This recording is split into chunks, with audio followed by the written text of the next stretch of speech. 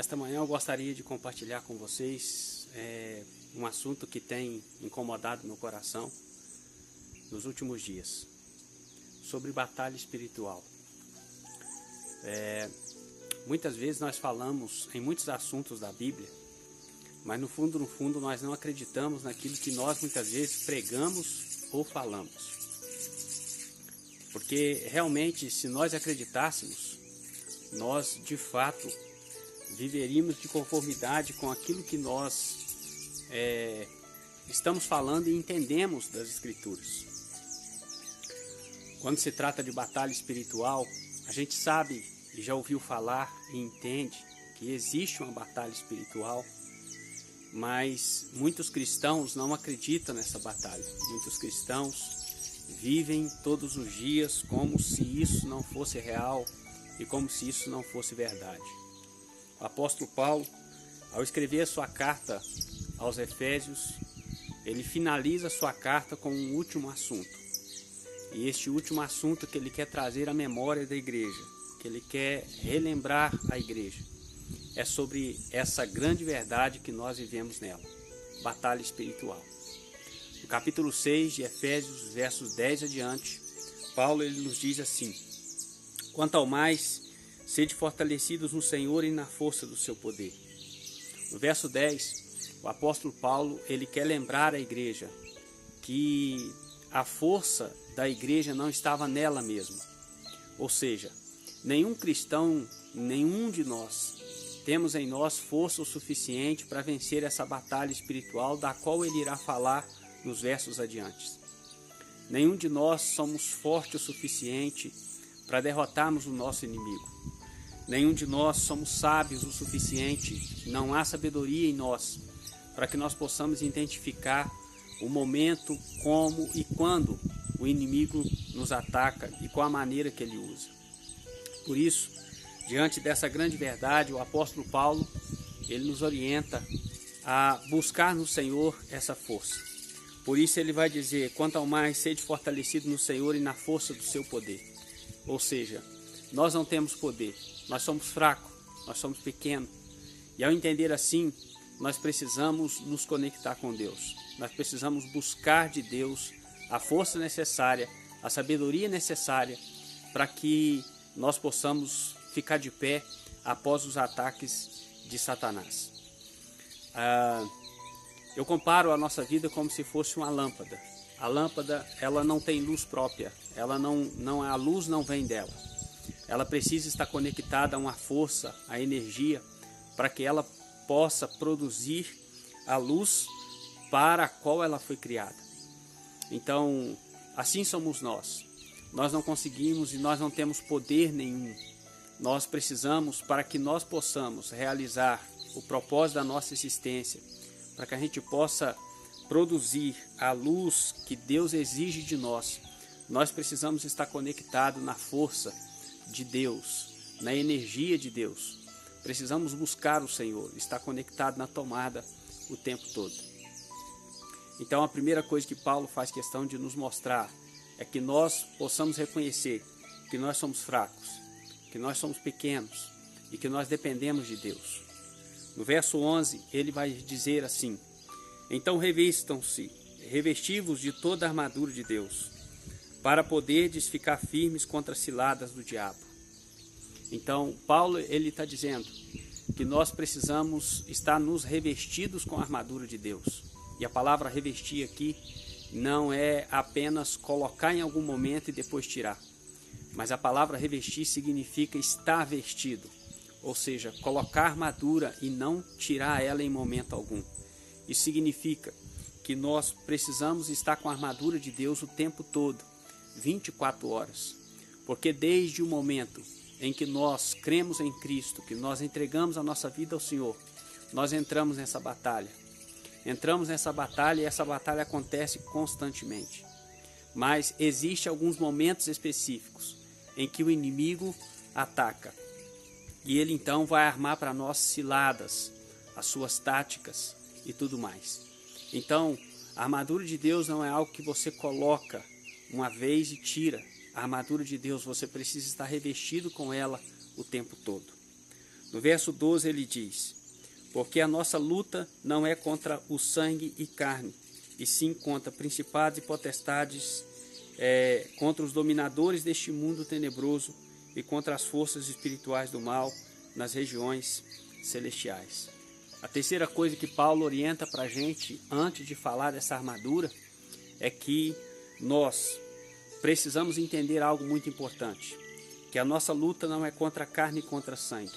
A nossa luta não é contra pessoas feitas de carne e sangue, mas contra principados e potestades nas regiões celestiais. Isso significa que não são os seres humanos que são nossos inimigos. Nenhum ser humano é nosso inimigo. Nem mesmo aqueles que se levantam contra nós, contra aqueles que perseguem a igreja de alguma forma. Nenhum ser humano é nosso inimigo. A nossa luta não é contra pessoas, não é contra seres humanos. A nossa luta é contra principados e potestades nas regiões celestiais. E pelo fato de muitas pessoas, às vezes, nós não entendermos isso, não estarmos conectados com Deus, nós muitas vezes ficamos chateados, brigamos com aquelas pessoas que talvez se levantam contra a igreja de alguma forma. Então, às vezes alguém fala mal de você e você se levanta também falando mal e brigando e questionando, tendo essa pessoa como inimigo. Mas Paulo deixa claro para nós que nosso inimigo não é nenhum ser humano. Nosso inimigo é principados e potestades nas regiões celestiais. E ele deixa então aqui 3 coisas importantes para a gente compreender antes de falar dessa armadura de Deus. A primeira delas, nós somos fracos. Nós precisamos estar conectados com Deus. Nós precisamos de Deus o tempo todo. Nós precisamos estar conectados na energia de Deus. Nós precisamos compreender isso. Porque quando eu entendo que eu sou fraco, que eu preciso e que sozinho eu não consigo, eu então vou procurar a força necessária para que eu possa continuar. Então, é necessário compreendermos isso. Segunda coisa é que nós precisamos estar então revestidos desta armadura de Deus, vestidos com ela o tempo todo. É essa armadura que é a força que nós precisamos para que a gente possa vencer as batalhas que nós travamos e as ciladas do inimigo. A terceira coisa importante é que não é seres humanos que são nossos inimigos, mas são principados e potestades nas regiões celestiais. Portanto, não temos que ficar com raiva de ninguém, não importa o que ele faça conosco. Não podemos ficar, se levantar contra ninguém, lutar contra nenhum ser humano. Não importa o que eles façam com a gente, com a igreja, com os cristãos, porque nenhum ser humano é nosso inimigo. O verdadeiro inimigo é o inimigo de nossas almas, né? Satanás. Então, nós precisamos compreender essas 3 coisas importantes. Após compreendermos isso, Paulo, então, ele vai dizer assim: portanto, ou seja, já que nós somos fracos, precisamos estar conectados com Deus, nós não conseguimos sozinhos. Já que precisamos ter a armadura de Deus em nós o tempo todo, esse poder que nos fortalece para que a gente vença a batalha. Já que a nossa luta não é contra a carne e contra sangue, mas contra principados e potestades nas regiões celestiais. Portanto, já que é assim, ele vai dizer: tomai toda a armadura de Deus. E aqui ele deixa claro para nós que não tem como nós tomarmos uma parte da armadura. Nós precisamos tomar toda a armadura. Precisamos estar toda a armadura em nós, e não apenas partes desta armadura. E ele vai então falar para nós qual armadura é essa. Ele vai dizer: portanto, tomai toda a armadura de Deus, para que possais resistir no dia mau, e depois de ter vencido tudo, permanecer inabalável. Nós precisamos compreender que nós não sabemos a hora. A Bíblia diz que o inimigo ele usa táticas contra nós. Satanás não ataca de qualquer jeito. Ele tem as suas táticas, ele tem as suas artimanhas. Ele projeta. Ele sabe qual é o seu ponto fraco. Ele sabe aquilo que mais te atinge. E é exatamente isso que ele vai usar. Ele vai estudar. Ele vai te estudar. Ele vai ver o melhor momento de atacar. e vai usar talvez pessoas que mais vão poder te ofender. Então, nós não sabemos o momento que ele vai atacar. Pode ser no trabalho, pode ser na escola, pode ser numa hora e no momento em que você estiver olhando no seu celular. Pode ser no momento em que você estiver, talvez, até mesmo fazendo uma pesquisa bíblica no seu celular ou no computador. Não sabemos o que ele vai usar, em que momento ele vai atacar, qual a tática que ele vai usar. Por isso precisamos estar preparados, vestidos da armadura de Deus, para que depois desse ataque nós possamos continuar de pé. E ele então vai citar aqui essa armadura de Deus, e ele diz assim: estais, pois, firmes, cingindo-vos com a verdade e revestindo-vos da couraça da justiça. Ele vai dizer para nós que nós precisamos ter o cinturão da verdade.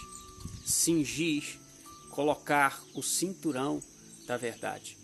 O cinturão é onde coloca as armas, onde colocava a espada do soldado romano, e aonde os policiais colocam as suas armas, algemas e tudo mais. Ou seja, sem o cinturão da verdade, nós não tem como colocar a nossa arma para que nós possamos estar armados. Mas percebe que ele não está falando de um cinturão literal. Se a nossa guerra é contra o espírito, se a nossa guerra ela é espiritual, ele não está falando de uma armadura literal, mas ele está falando de uma armadura espiritual. E ele chama esse cinturão de verdade. Que verdade é essa? Hebreus capítulo 10, verso 22, diz que nós devemos apresentar diante de Deus com um coração sincero, com verdade diante do Senhor. Sabe, a primeira coisa que Paulo diz, que nós precisamos estar com a armadura de Deus, esse cinturão da verdade, significa, ao meu ver, a nossa sinceridade para com Deus. Precisamos nos apresentar diante de Deus com um coração sincero, com um coração verdadeiro. Isso significa que a nossa fé, ela não deve ser uma fé fingida, mas uma fé verdadeira, o cinturão da verdade, aquilo que nos faz temer a Deus e apresentar diante de Deus, mas com temor a Deus. Quando nós entendemos e estamos com o cinturão da verdade, nós não nos preocupamos em fazer algo de errado ou deixar de fazer algo de errado, preocupar com o homem descobrir, com a esposa descobrir, com os filhos descobrir ou a igreja descobrir. Nós estamos preocupados com Deus. O nosso relacionamento é com Deus. Não nos preocupamos com o que os homens pensam, mas nos preocupamos com o que Deus pensa a nosso respeito. Então, não importa se eu estou num cômodo sozinho, num quarto sozinho, com o celular na mão, eu não vou deixar de ver um vídeo errado, não por medo da minha esposa ver, da minha esposa descobrir, ou a igreja até mesmo descobrir. Mas eu não vou fazer isso porque Deus está ali e Ele está vendo. Então, tudo parte deste princípio. Tudo parte de um relacionamento sincero e verdadeiro para com Deus. Sem isso, as demais armas não é possível estar em nós. E assim, ele prossegue falando dessa armadura, e ele vai dizer que além do cinturão da verdade, nós precisamos também estar revestidos da couraça da justiça. A couraça é o colete à prova de balas. Couraça é aquilo que protege os órgãos vitais, coração, emoções e tudo mais. E ele chama essa couraça de couraça da justiça. Que couraça da justiça é essa? Hebreus vai dizer para nós que nós precisamos ser santo, porque sem santidade ninguém verá a Deus. Essa couraça da justiça não está falando de uma justiça humana, mas está falando de uma justiça de Deus. Nós precisamos buscar a santidade, sem a qual ninguém verá o Senhor. Precisamos procurar ser diferentes. Precisamos buscar a justiça que vem de Deus e não a nossa própria justiça. A justiça que vem de Deus está na pessoa do próprio Cristo. E é essa pessoa, é esse relacionamento com esse Cristo, é que vai nos fazer ser pessoas diferentes da sociedade. Andar na contramão do mundo. Ser pessoas honestas, pessoas sinceras, ser pessoas diferentes. Então, nós precisamos estar vestidos da couraça da justiça. Precisamos buscar a santificação, sem a qual ninguém verá o Senhor, ninguém verá a Deus. Paulo também continua dizendo para nós, calçai os pés com a preparação do evangelho da paz. Nós precisamos, para pregar o evangelho, estar preparado com o evangelho. E Paulo então vai dizer que os sapatos que nós precisamos estar calçados é a preparação do evangelho da paz. Esse evangelho que traz paz entre Deus e os homens e que nos foi entregue. Os soldados romanos às vezes calçavam sapatos para ir para a batalha e colocavam pequenos pregos nas solas dos sapatos para que quando eles travassem uma batalha, eles firmassem e fixassem os seus pés no chão para apoiar, para que tivesse mais força para derrotar o seu inimigo e vencer o seu oponente. Assim, Paulo está dizendo que nós precisamos colocar os sapatos do evangelho da paz. Não podemos entrar numa batalha sem estar calçado com esse evangelho. Sem estar calçado com esse evangelho que nos apoia, que nos firma, que nos fortalece, para que a gente possa então vencer o opositor de nossas almas, não seres humanos, mas o inimigo de nossas almas, que é Satanás. Nós precisamos então estar com esse evangelho, a preparação desse evangelho, buscar conhecê-lo, buscar estudar a palavra, buscar ter ele em mente e a todo tempo. Paulo também, ele vai dizer que nós precisamos, embraçando sempre o escudo da fé. Então, Paulo vai dizer que, além do cinturão da verdade, além da couraça da justiça e dos sapatos do evangelho da paz, nós precisamos também ter o escudo que é a fé.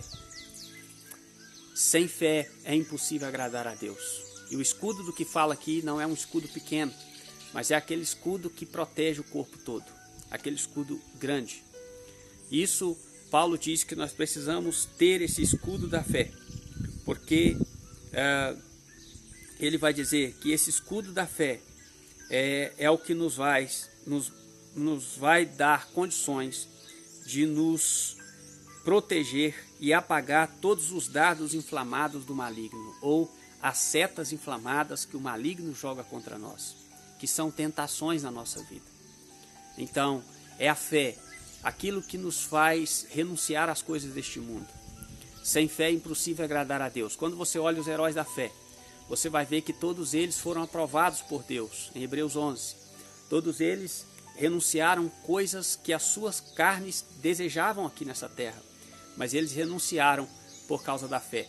Ou seja, as setas de Satanás não conseguiram derrotá-los, atingi-los, porque eles estavam com o escudo da fé.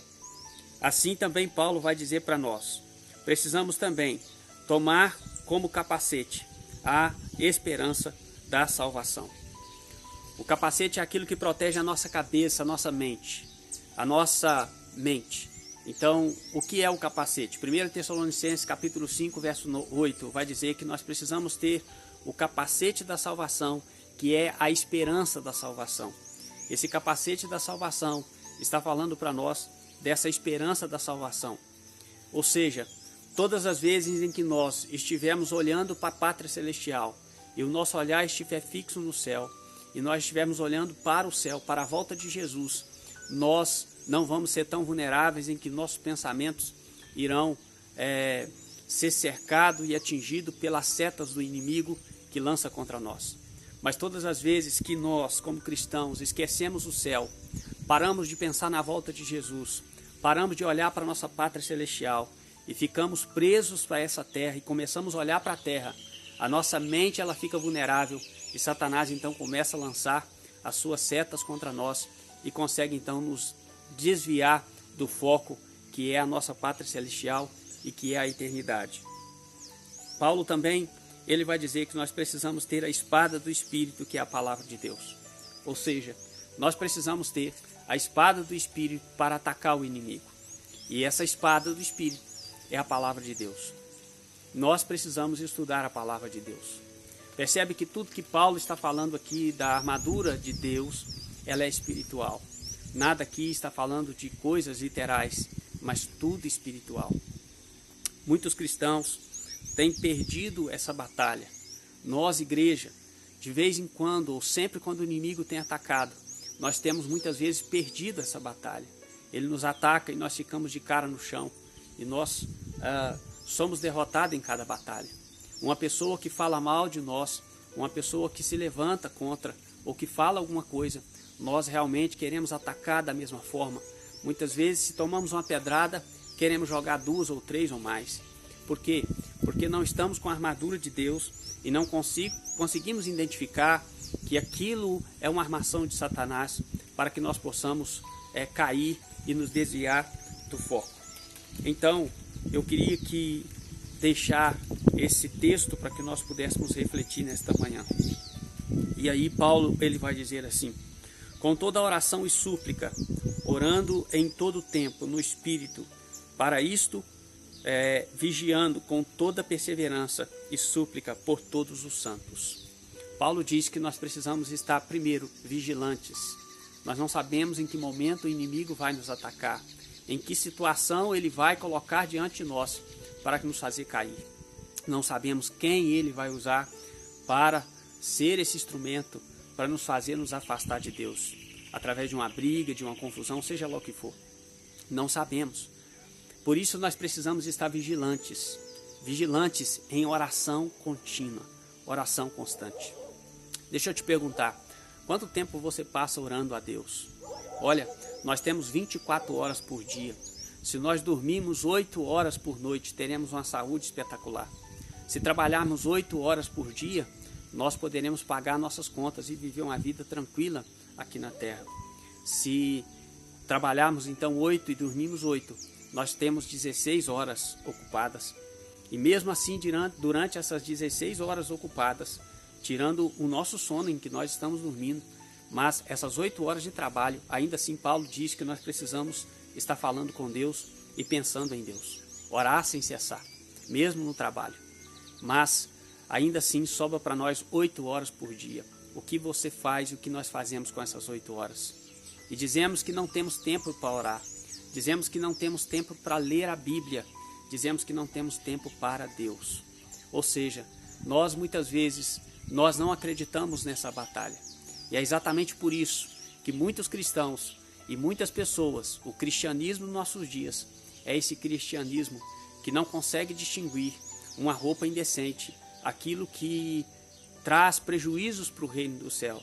É esse cristianismo que não consegue ter a opinião e a força e o desejo de renunciar a coisas tão pequenas que tem levado o mundo a se escandalizar.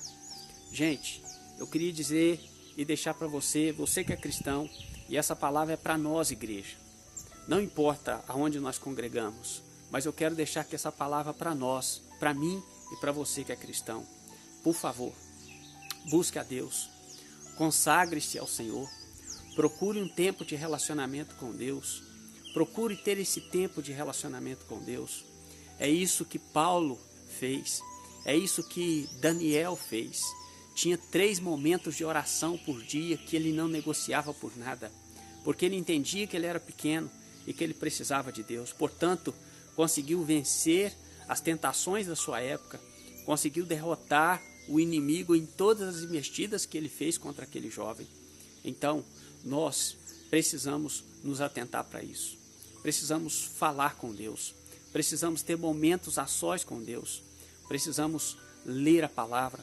Precisamos buscar a palavra de Deus em todo o tempo. Então, essa batalha espiritual, ela é real. Ela existe. Mas nós, muitas vezes, não percebemos, não identificamos aquilo que está acontecendo à nossa volta e caímos nas ciladas do inimigo. Muitas vezes, enquanto nós estamos achando que são pessoas que são nossos inimigos e lutando contra essas pessoas, o nosso verdadeiro inimigo está aplaudindo e está tudo bem com ele, e ele continua nos atacando e nos destruindo e nos derrotando. Então, pense nisso, você que é cristão, busque a Deus, procure ter um relacionamento íntimo com Deus. Sem Deus, você não é nada. Sem a ação do Espírito Santo em nós, nós não somos nada. Que Deus te abençoe, que Deus nos ajude a compreender isso e a ver e perceber o quanto isso é sério. Quantos cristãos não foram derrotados e destruíram as suas vidas porque não levou a sério essa batalha espiritual e não se preparou. Talvez acharam que eram fortes o suficientes para vencer o inimigo. E esse foi o grande erro. Deus abençoe.